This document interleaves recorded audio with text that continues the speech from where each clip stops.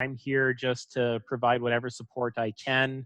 Any questions at all? Yesterday we had levels from I don't know how to make a Google Classroom to how can I enhance my Google Classroom.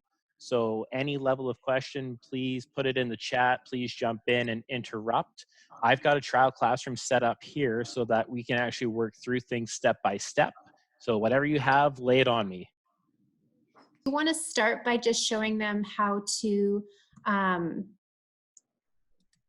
start the classroom and kind of how you did yesterday, start the classroom, and then maybe we can do some of these more specific questions. Yeah, for sure. So just from the ground up here? Yeah. Awesome. So if we are starting something right from the ground up, I'm just going to go back to the front page here. So you'll notice that I have all the classes that I've been added to. I'm a prep release teacher, so I float around a little bit. If I am building my own classroom, I'm going to go to the top right-hand side here, and I'm hovering over the plus sign where it says create or join a class.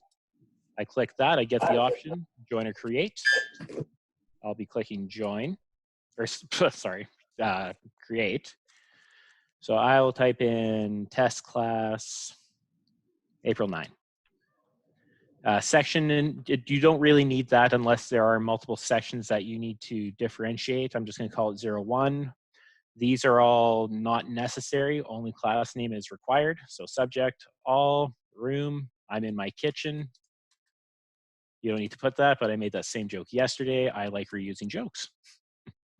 So I hit create. It'll take a second just to build here.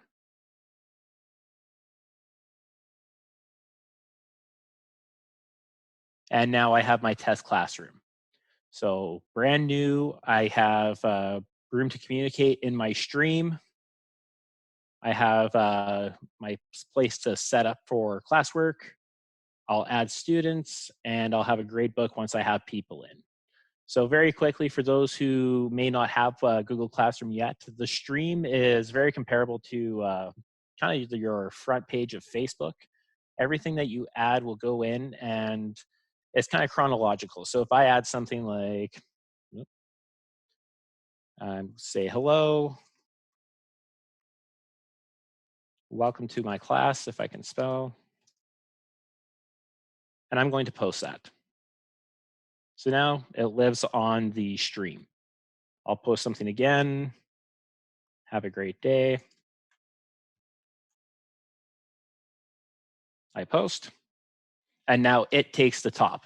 So as I put things on, it will push older posts down to the bottom.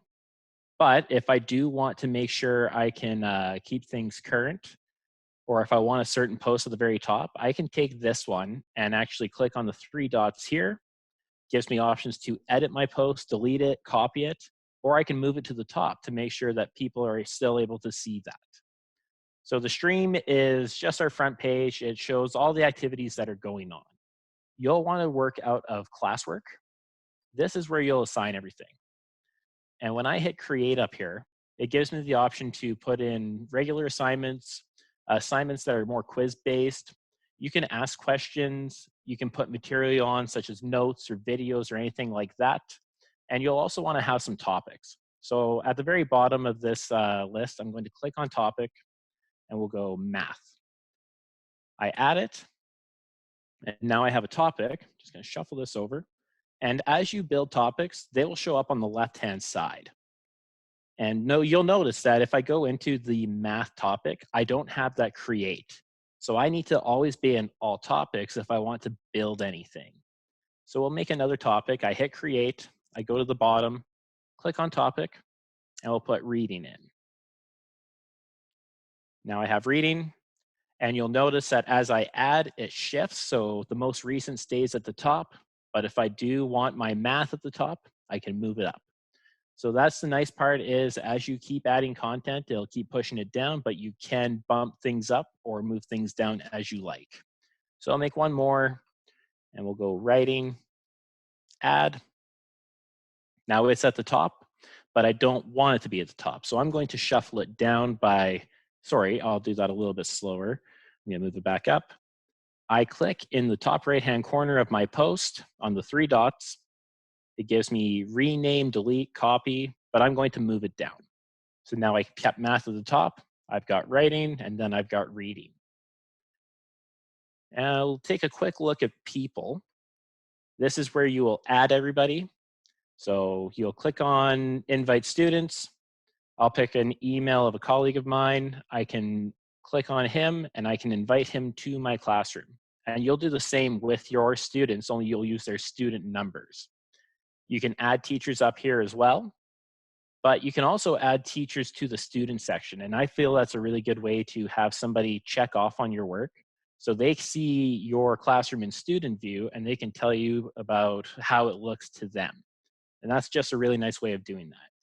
You can't add yourself as a student. So if I am the teacher and I go to students and try to add myself, oh, lots of Bennett's. I can't do it. So you have to be one role or the other. And lastly is our grade section. I don't have any students or assignments in this classroom, so I will be able to show you that a little bit better in my trial classroom where I have some assignments made and some other things. Okay, Andrea, do we want to get into some more questions here? Yeah, we do. Just on that note, can you add a teacher as both a teacher and a student so they get the student view and also the teacher access, or just one or the other? Unfortunately, you only get one or the other. So if you Okay. have a collaborating teacher and you want them to be able to build content, keep them as a teaching role, I would suggest finding a colleague that you could trust to help you out, but could stay as a student role. Okay. We have some questions around, okay, one question. How do you minimize students filling up the stream page when visiting? Good question. I've noticed that there's a few chatty people. If you want to, you can go into classwork on the stream. And sorry, I'll just go back again. I go a little bit quick. So top right-hand corner in my trial classroom, there's a gear cog for settings. I click that, and that allows me to edit my name, my class description, section, room. But there's also a few things in general settings, and that's what we want to look at. So if we do the stream setting here, and I have it set to students can post and comment. If I don't want them to comment, I can say only teachers can post or comment. Or if I do want them to chat, I can also have students can only comment. So they don't actually make any posts, because sometimes students do forget that this isn't Facebook and they kind of pollute things and it's not very helpful to you. Also, if you find that there are comments you think are inappropriate or not helpful, you can actually click on the three dots beside their comment and you can delete it. I don't have any comments in here to delete, but oh wait, I might. Let's go down to, oh, sorry, I'm gonna go to classwork, go to phys ed.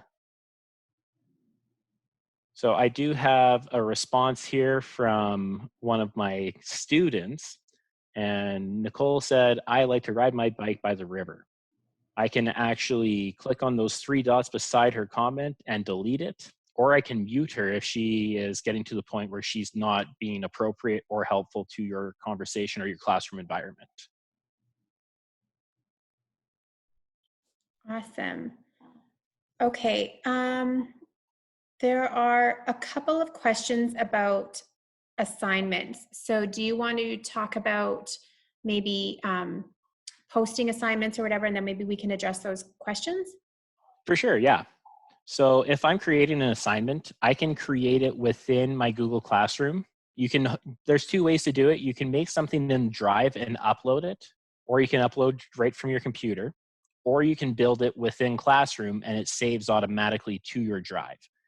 I don't recommend either way specifically. It really depends on how comfortable you are in getting things built. So let's go here. I'm in all topics where I have my create button. I click it. And let's just do an assignment. So in our assignment page, we have our title. You can put in instructions. On the right-hand side, you'll notice that it says 4. Since I'm in multiple classrooms, and if I wanted to give this to multiple grade-alikes, I could send it to my test classroom. I can send it to Ms. Miakel. I can send it to Chief Whitecap. So it's going to distribute to 4 different classes if I choose to do so. but I'm going to take those off and I'm going to keep it as mine. Also, if you want to individualize content a little bit more, you can select who sees it. So if I didn't want Ashley to get an assignment that Blair and Helena were getting, I can take her off and I can make sure that she doesn't get that assignment. And I've also done that with some of my math kids as well, so that the other students in the class aren't seeing what they're getting.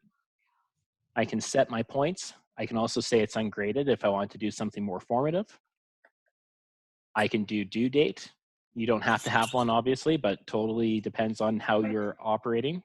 So I can set that. I can also even set a time, and that will help kids just stay on track a little bit more. That will show up in the upcoming assignments on the left-hand side. And if they do submit something late, it does notify you that it's been submitted late. Under topic, I can say no topic and it will float around in the stream. So I'm going to do something specific and I'm going to select one of the topics that I have. So I'll just say reading, and that's where it will show up when I post it. I can, we won't worry about those right now. So if I'm going to add something, I can select this and I can go into my Google Drive and put something in. I can put a link to the internet. I can upload something from my computer and file, or I can even just upload a video from YouTube. I don't even need to do anything here. I can just do video search. So since this is always stuck in my head from my FLS kids, I can search Baby Shark. It'll take a second to think. And now I have it. Ooh, let's do the hour nonstop. I'm going to add that in. So I just uploaded a YouTube video directly from the website without having to go anywhere else. I feel that's pretty slick. And the other option you have is create. So this would be using Docs, Slides, Sheets. And keep in mind, these are all mirrors of Microsoft. So Docs is Word, Slides is PowerPoint, Sheets is Excel, Drawing would be Paint, and then Forms is my personal favorite, where you can make auto-graded assignments and you can make tons of content. So we'll pop in here quickly. It will take me to a whole other sheet for forms. And what's really nice is you can pick different question types. So you can do multiple choice, short answer, paragraph. You can do checkboxes.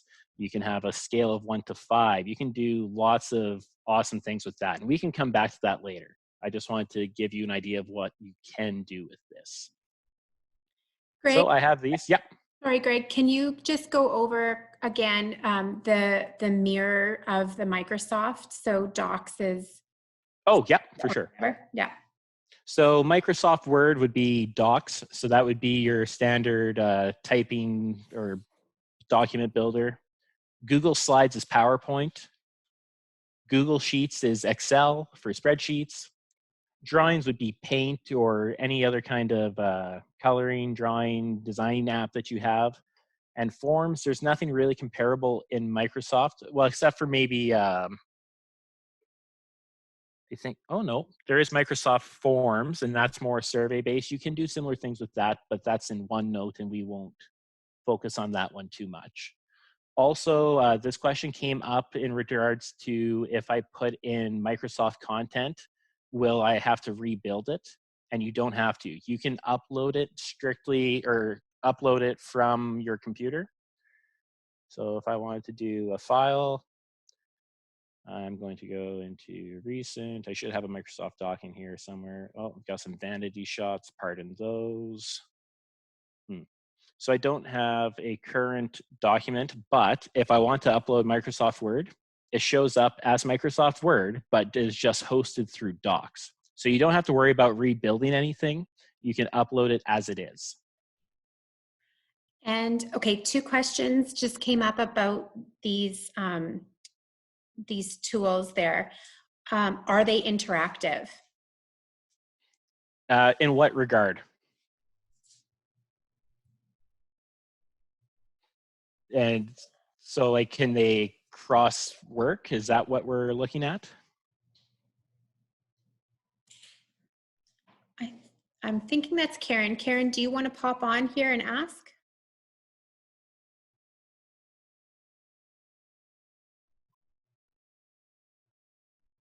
Sure. I just because this is all really new. So when you put an assignment there, the kid can work on it. That's what I mean, right?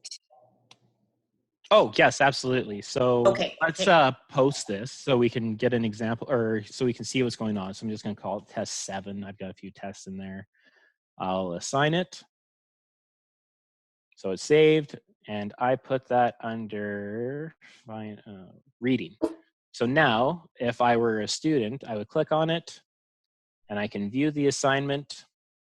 And so I would see the turn in and assigned, but they would see the actual link to the assignment and can work on it through there. Is that helpful?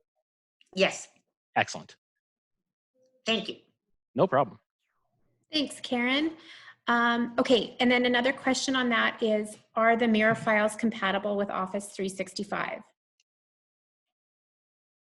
So if you are uploading from Google Docs, is that what we're talking? Cheryl, do you want to pop on?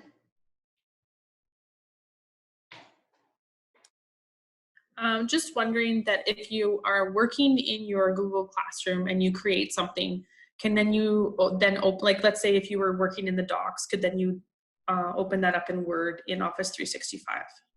Oh, good question. Let's try it out. So I will find some of the things that I've been working on. Okay, I do have that one. I will go into my OneNote. I was using that previously when I was working at Chief Whitecap this year. So I do have a whole classroom set up. Let's go. So I've got a classroom here. I'm going to go into my Google Drive and pull out one of the Word docs that I have.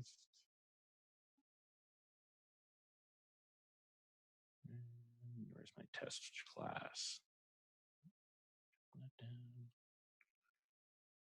Okay, so I'm going to copy this, and I'm going to get a sharing link.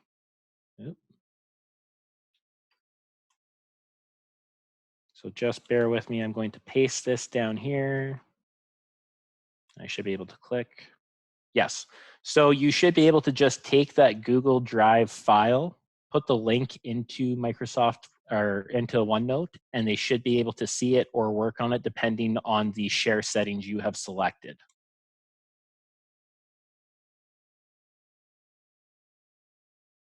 Is that helpful for you? Excellent. Okay, Greg, we have some questions about when students are actually assigned assignments. So Okay. this one I think you'll be able to answer quickly. So if a student is working on an assignment but wants to take a break and come back to it later, will that assignment save automatically?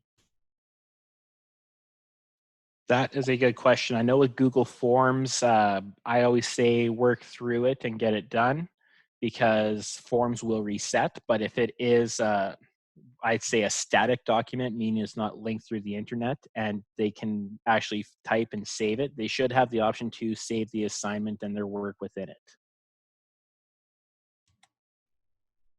Okay, so then this question is, why do some students say assigned but with no attachment when she has assigned them the assignment? Could she pop on and explain that one a little bit more just to get a bit clearer picture? Yep, Amy? Hi, my question is just that when I go into, let's say I go into specific assignment and somebody has handed it in and I go, all of the students' names are there with their assignment. Some of them look like they're blank and it says assigned, no attachment. Does that mean they haven't opened the assignment yet, or have they, like, did it not get assigned to them? Like, I'm not quite sure why it's not there. So I believe that if it says assigned with no attachment, that it is still waiting for them to work on it. And when they submit it, it will get rid of that no attachment and there will be an actual assignment waiting there for you. Okay, so all of the ones that actually have an attachment on them, it means that they are currently working on them or they have opened it to look at it. Yes, and if you want, you can go, oh, sorry, I'll just go back to here to get the full effect. I'll go into my classroom. If I want to look specifically at one assignment, so if I'm looking at writing and I want to look at my word trace assignment, I can see that nobody's turned it in and 6 people have it assigned. So I'm going to click on the assignment itself. Oh, sorry, no, I'm not. I'm going to go into grades and I'm going to select the assignment at the top. So I can see who has it and who doesn't. So all of my students in here have it assigned, but they haven't given me anything back. That will change when they submit it. You'll actually see turned in will change to reflect the number of people who have it, and you will see an attachment in the little box where their name is. Okay, thank you. Yeah, no problem.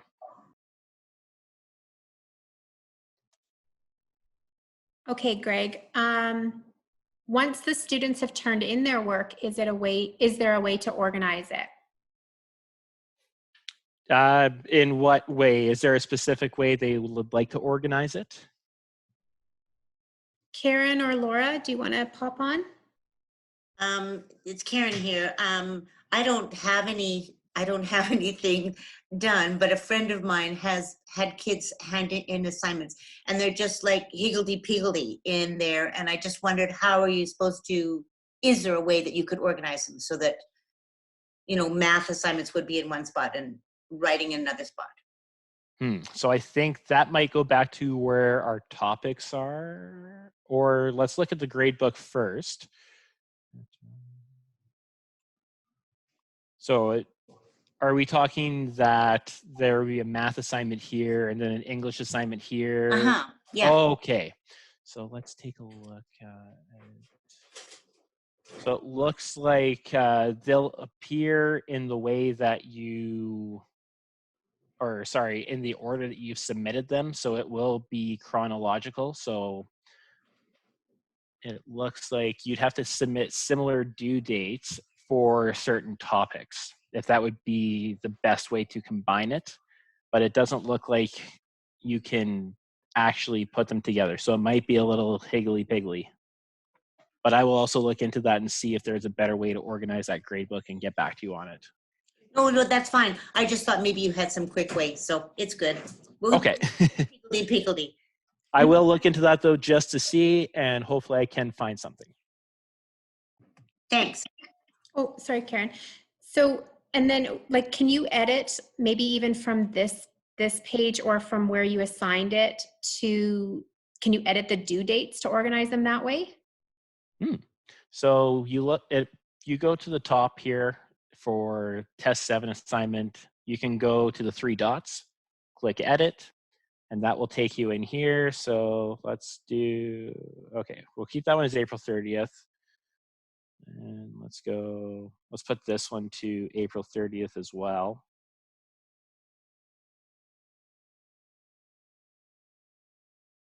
And then let's set this one to May 1st to remind people that May is along the way, and it's freaky how fast time goes.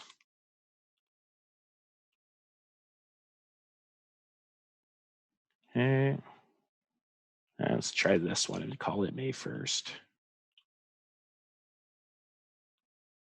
This will give us a good indicator of if it will move to where it should be or not.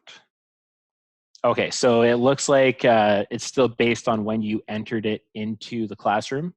So it won't group them based on due dates. So again, I will have to take a look and see if we can make that a little bit cleaner.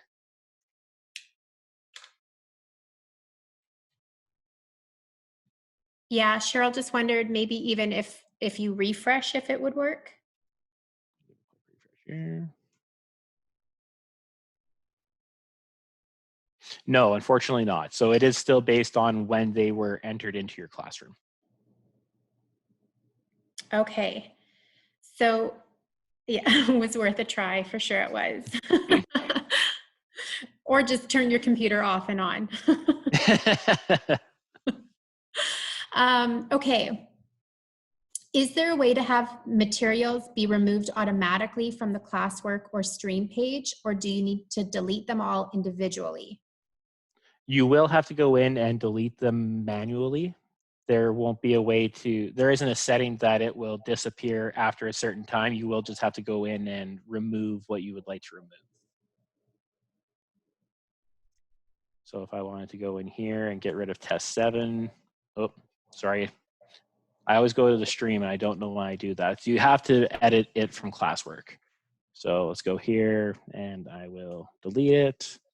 But remember, if you do have assignments that have marks and grades and comments attached to them, they will be gone too. So I recommend that if you are going to delete that, so we'll go view assignment, you can go into the gear cog here, copy all your grades to Google Sheets or download them as a document and then delete it. That way you won't lose all the work. Greg, do you want to, this was a key piece of learning for me yesterday, and you popped into that Google form, but yesterday you talked about how it can create that data, sort of the spreadsheet type stuff for the graphs. So can you go over that maybe? I could definitely do that. So I'm just going to access Google Forms, and you can find Google Forms in the 9-dot column here where it says Google Apps. You scroll down and it's a purple icon with a piece of paper, or a purple piece of paper, I should say. Click on that. And since it's through my SPS file and it's education, oh, pardon me, there you have worksheets, exit slips, assessments, you can do quizzes, course evaluations, you have lots of different options. So let's do just a blank worksheet.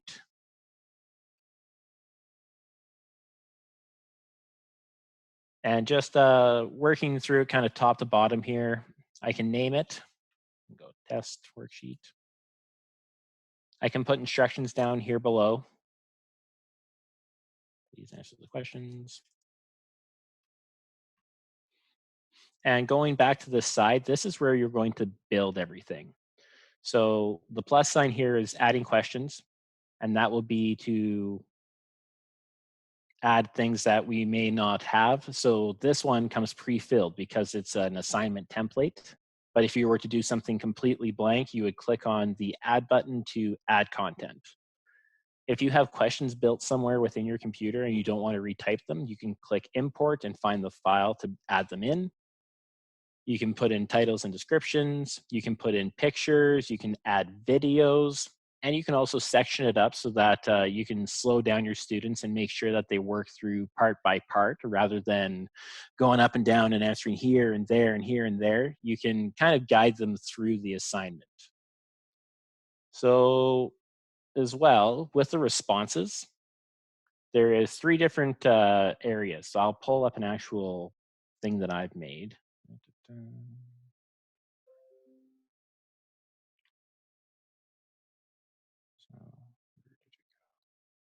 Recent.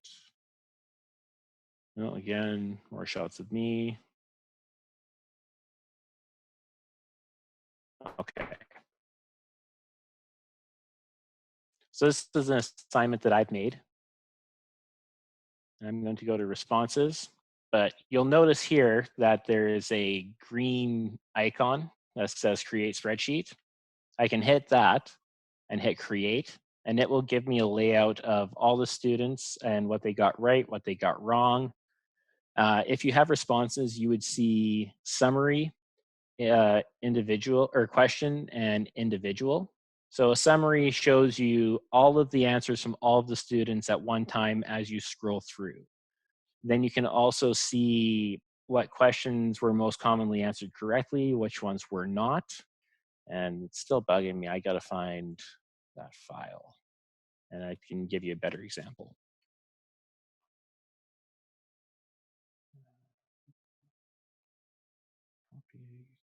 Here we go.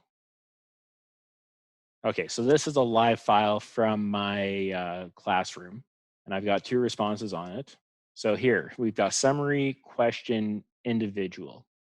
And I get the insight. I can see that the average was 18 out of 30, gives me median, gives me a range. shows me the frequently missed questions. So I can see that kids had trouble with some of the signs. I can see the scores and when they actually did it. And I've got it set so that I can check it before it or while it auto grades, and then I can release the scores. So we go to question, and I can look at it question by question by question, and then we'll go to individual, and I can see each person. So I can look at this student, and then I can go on and I can look at this student. So Google has a really nice way of breaking everything down for you in an easy to use way. And let's do this create spreadsheet. So I create it. It'll take a second, it'll pop up. So now I can even see when they started it, who did it, their name, get rid of that. Then I can see each question and their answer to each of it. So then you can really track down who needs support where and who is excelling and where.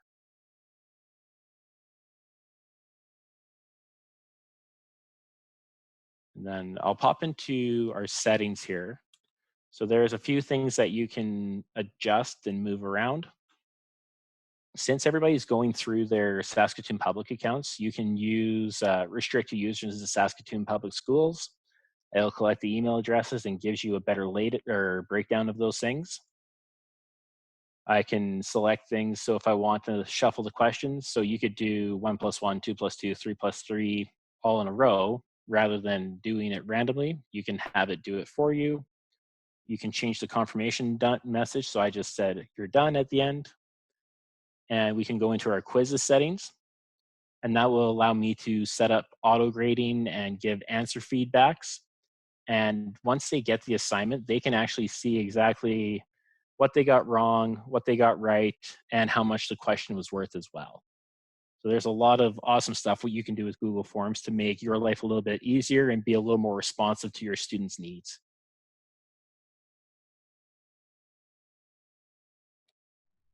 Thanks, Greg. Okay, a question here. Okay, Amy is getting emails requesting permission for assignments that she had already assigned to the student. So why would that be? Oh, that's a good question. Could Amy pop on and describe a little bit more?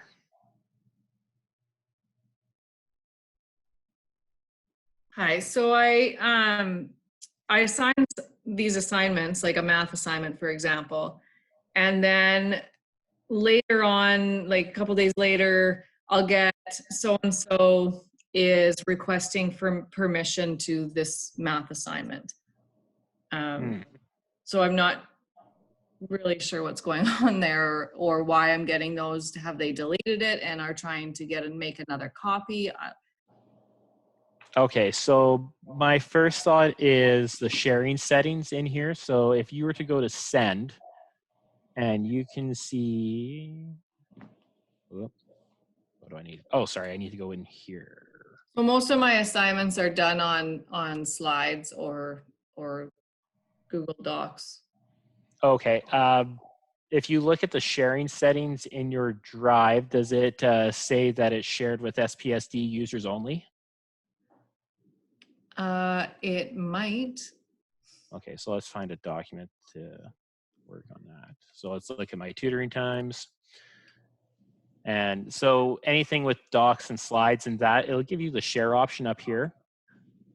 So when you click on that, it gives you this first one. The way I've got it set is right now that anyone with the link can edit it, because I sent it to parent emails that aren't wired through SPSD. So I want to make sure that anyone who gets this link can edit it.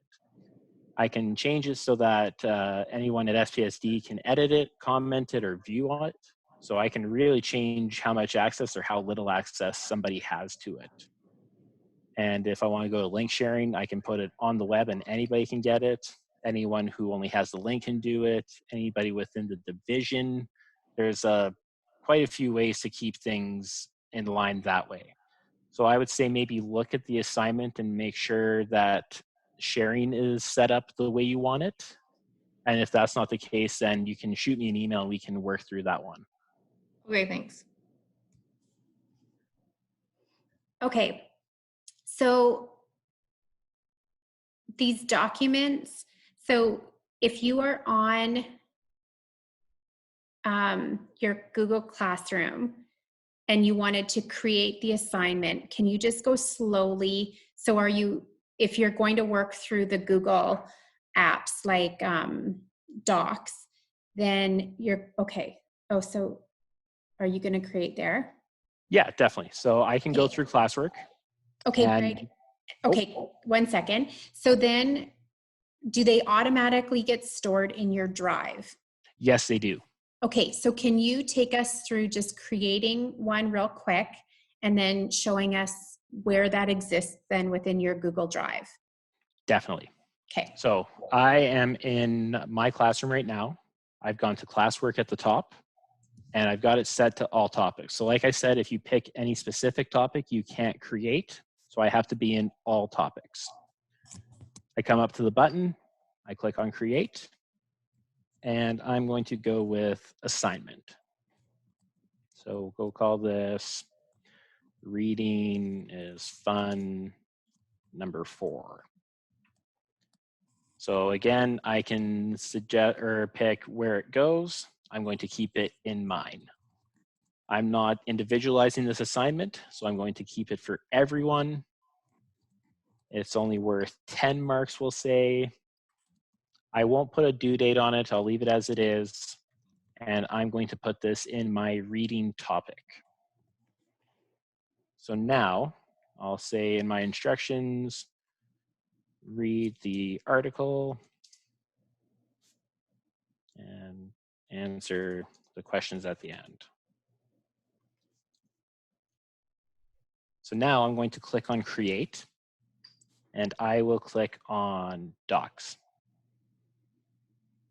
So it creates it. It takes me to the Google Docs section. I'm going to name it reading is.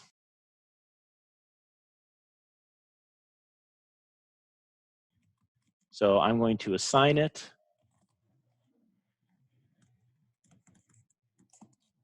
Take just a second. And now I can see in my classwork here that it has popped up. And now I'll take you to the Google Drive. So now you can see that it's already in here. So if I'm in priority, and that just means anything that's recent or anything I use frequently shows up here. But now this assignment is already here. And also, you automatically have a classroom folder that creates when you hit enter to build your classroom. And that's where everything's going to live. So I have options to go to everything here. I'm going to go to my trial classroom. And it actually hosts everything that I've posted. So I've got a couple quizzes, I've got an assignment, I've got my reading is fun. So you can go in here and you'll see my drive, classroom, Mr. Bennett Trials classroom. That's where everything is hosted. So then if you had a different folder and you wanted to drag things in, you can do that. And that's a good way to access all of your content in one spot. Karen, does that help you?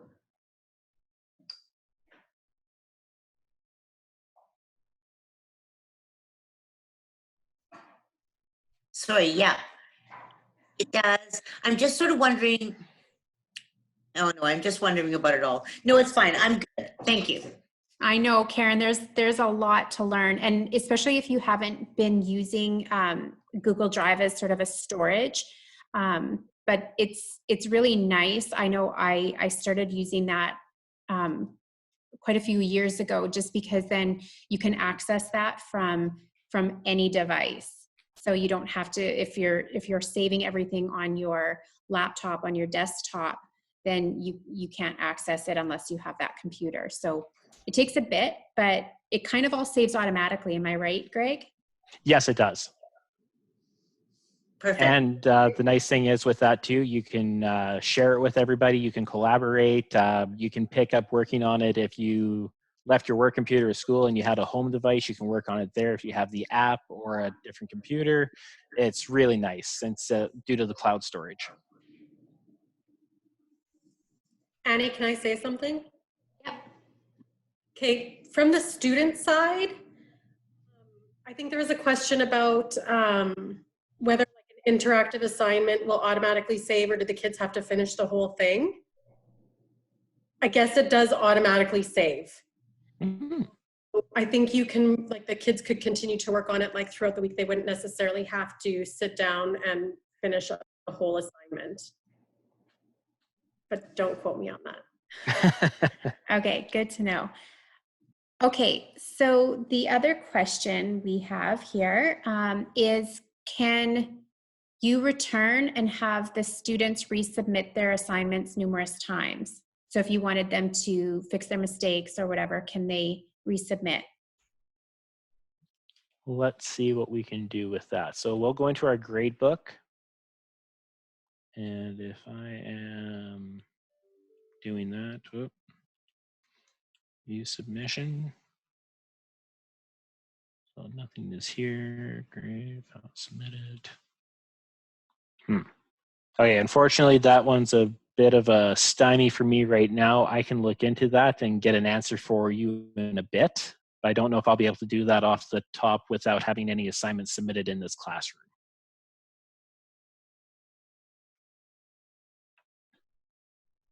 No problem.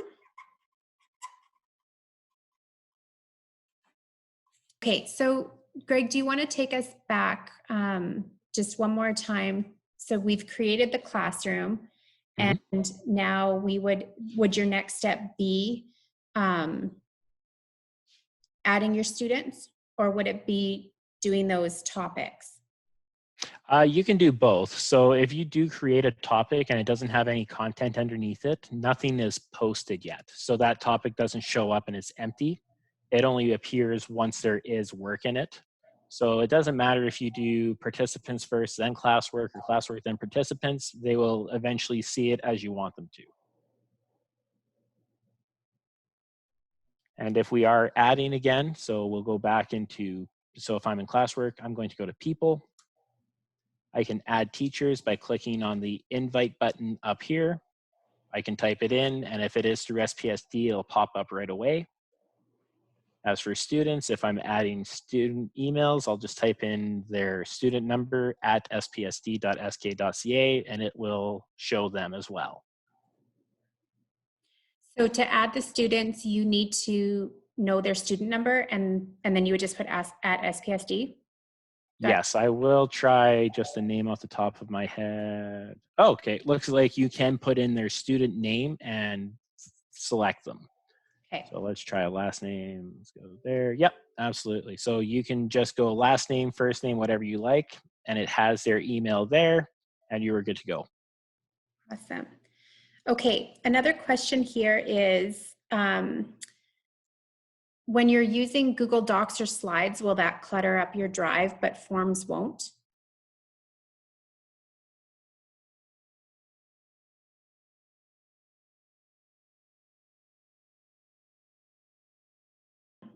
If you create a form, or sorry, let's say you created a doc, then would it go directly into your classroom folder, or would it go into that quick access or the recent, and then you have to put it in the appropriate folder?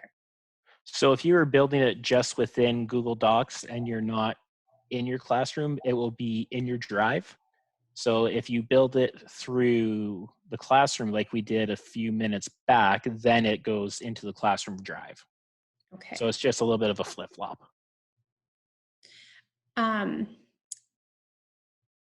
So, okay, and then if you've created sort of, you've spent some time creating these assignments maybe, or putting that material together, then, but you don't want to just blast it out at the same time, can you still create it, and then is there a way then to say, okay, on Monday, I'm going to put this out, but you've already done it? Yes, you can schedule posts. So if we go into classwork and I want to set something up, so I'll hit create, we'll do assignment. And when I go up here to assign, I'll type something in. That's my favorite word. So where you have assign, you can click on the down arrow beside it, and you can schedule it for when it arrives. So you can have it done, So it's already complete, but you want it to show up on April 24th at 3 o'clock, you can do that. Maybe not 3 a.m. There we go. So then you can hit schedule, and that will only show up on April 24th at 3 o'clock. So you can have it all laid out, ready to go, and you can just make sure that it actually did pop up and did what it's supposed to do. And it also shows here that it's gray, meaning that you can't access, the kids can't access it yet, and it says when it is scheduled for. Oh, that's handy. Okay, well, I don't know if there are any other questions, Greg. Okay. I want to share. Oh, yeah, go ahead. Oh, sorry, I was just talking along here. Go ahead. No, I was just going to say, do you want to? I know you've offered support, and so do you just want to share your email address so that if people want to jot that down? Definitely. So please reach out at any time. I am more than happy to help. My email is bennettg@spsd.sk.ca. Oh my goodness. There we go. So please reach out anytime that you need support. I am more than willing to give you a hand.